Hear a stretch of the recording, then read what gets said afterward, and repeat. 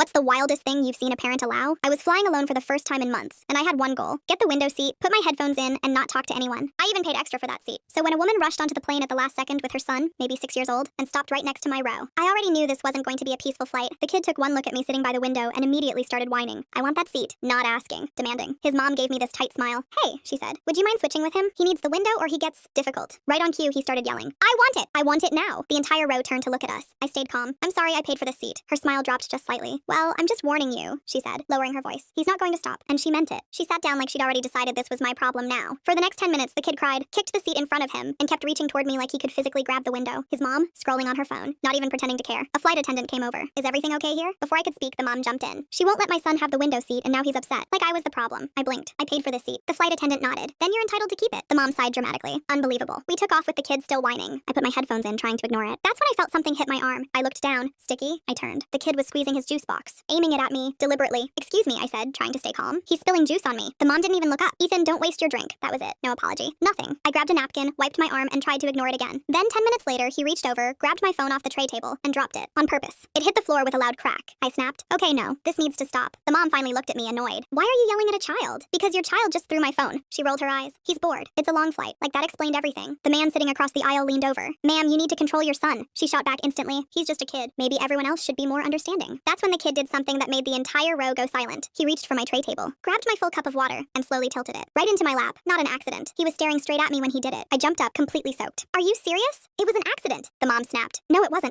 A flight attendant rushed over. This time I didn't even have to explain. The man across the aisle spoke first. I've been watching this the whole time. The child is doing this on purpose. A couple people nearby nodded. The flight attendant's expression changed instantly. Ma'am, she said firmly, I need you and your son to come with me. The mom crossed her arms. We're not moving. Now a second flight attendant showed up. You can either move, she said calmly, or we'll have security meet the plane when we land. That did it. The mom huffed, grabbed her bag, and yanked her son up. This airline is ridiculous, she muttered as they walked to the back. The kid screamed the entire way down the aisle. And just like that, peace. For about an hour. Then suddenly people started shouting from the back. Flight attendants rushed past us. Apparently while his mom was in the bathroom, the kid had opened an overhead bin. Suitcases came crashing down. One hit a passenger in the head. When we landed, security was already waiting at the gate. As I walked off the plane, I passed their row. For the first time the entire flight, the kid was quiet. And the mom? Still arguing. Still acting like she'd done nothing wrong. I didn't say a word. I just kept walking. Because honestly, that flight taught me something I'll never forget. Some kids aren't the problem. Their parents are.